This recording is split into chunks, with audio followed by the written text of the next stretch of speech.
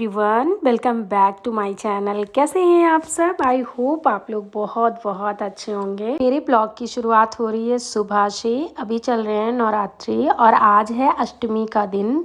इस बार अष्टमी और नवमी दोनों एक ही दिन थे, तो आज मेरा व्रत है।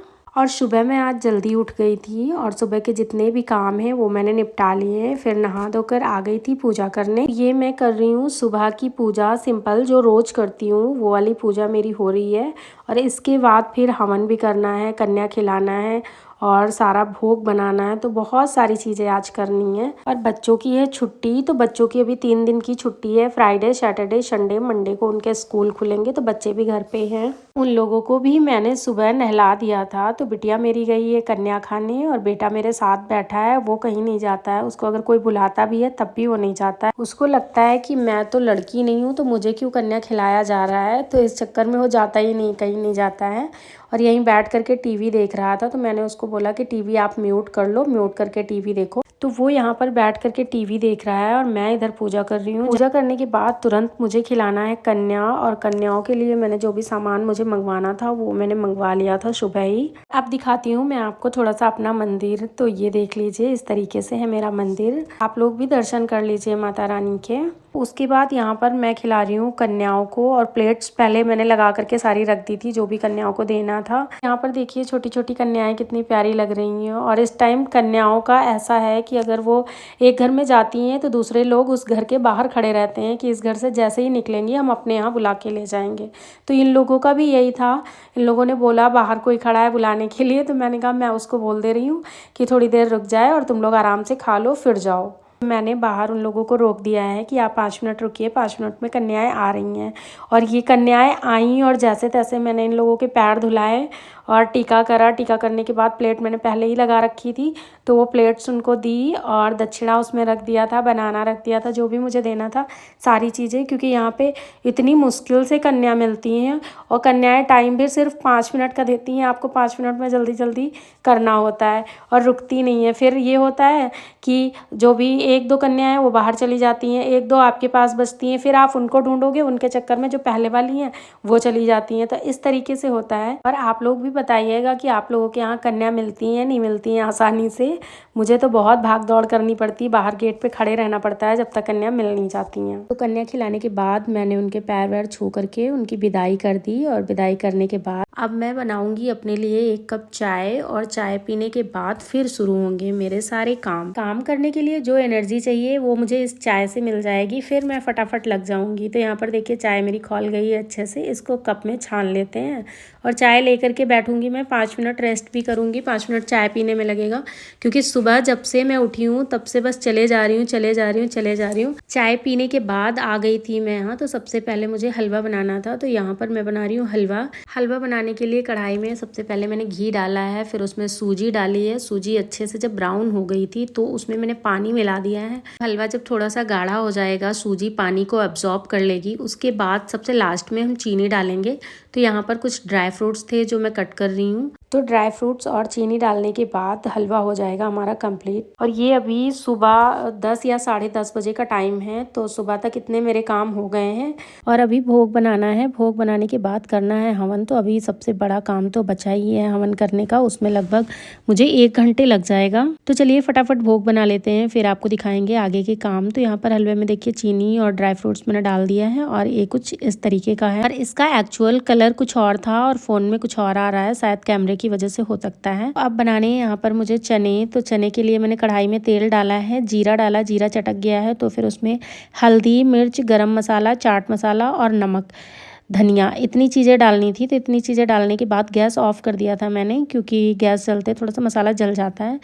तो चने डाल दिया, चने डालने के बाद फिर गैस ऑन कर दिया था और इसमें डाल दिया थोड़ा सा पानी डालने के बाद इसको हम ढक देंगे एक प्लेट से। उसके बाद तैयारी कर लेंगे हम छोले की। तो छोले में जो भी मुझे डालना है, लहसुन प्याज तो डालना नहीं है, टमाटर, मिर्च, अदरक और कुछ मसाले, इतनी सारी चीज़ों के साथ हमें छोले बनाने हैं। तो ये जब तक मेरे चने हुए थे तब तक मैंने इतनी तैयारी करी है। और उसके बाद देखिए चने लगभग मेरे बन गए हैं, इनको हम निकाल लेंगे दूसरे बर्तन में। और इसी कढ़ाई में, मेरे पास कढ़ाई एक है दूसरी तो वो बहुत छोटी है, उसमें बन नहीं पाएगा, मुझे इसी कढ़ाई में बनाना है।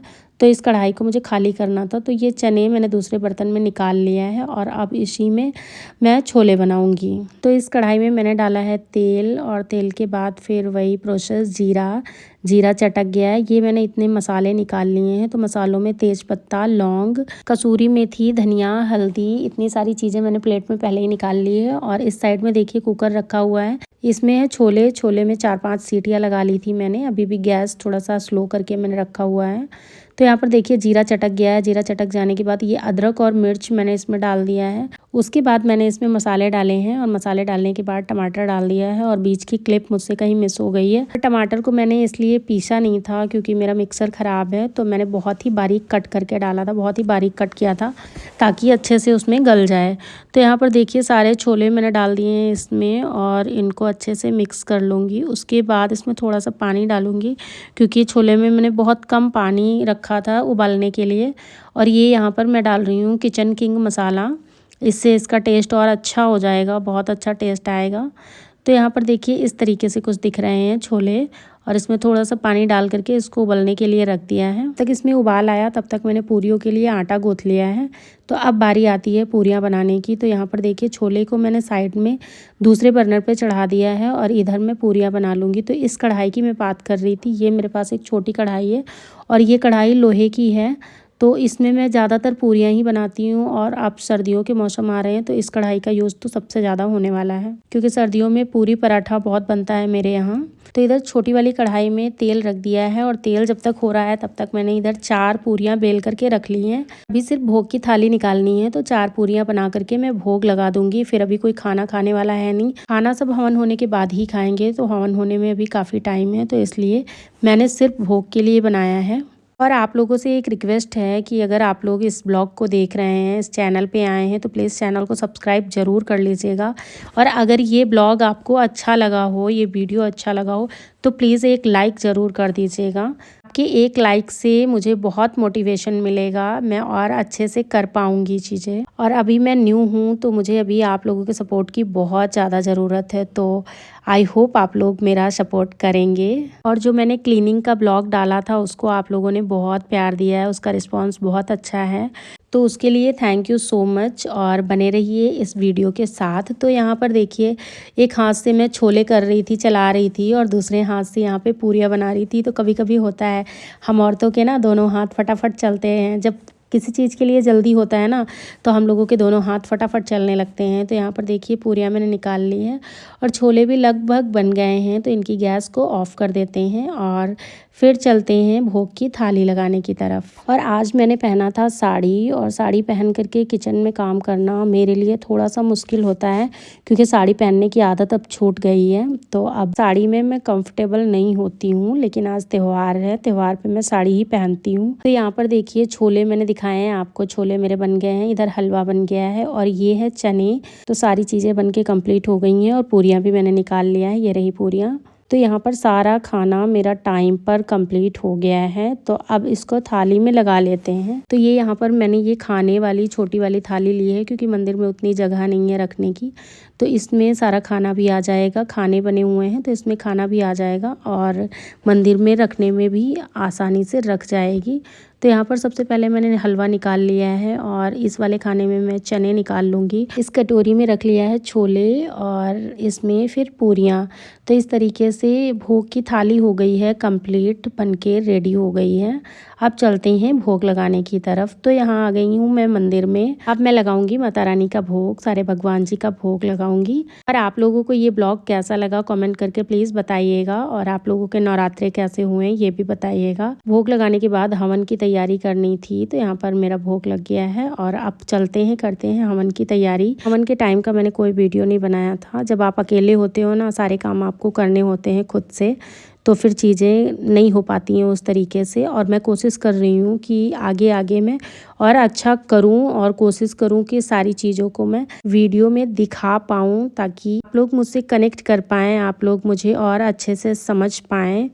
तो मैं कोशिश करूँगी। और आप लोगों को अगर लगता है कि कुछ मैं और अच्छा कर सकती हूँ और मेरे ब्लॉग में कोई कमी है तो आप प्लीज़ मुझे सजेस्ट किया कीजिए, मैं उस पर ज़रूर काम करूँगी। इस तरीके से रहा मेरा नवमी का दिन और ये हवन का थोड़ा सा क्लिप था। इस वीडियो में इतना ही है, मिलते हैं नेक्स्ट वीडियो में, तब तक के लिए जय माता दी।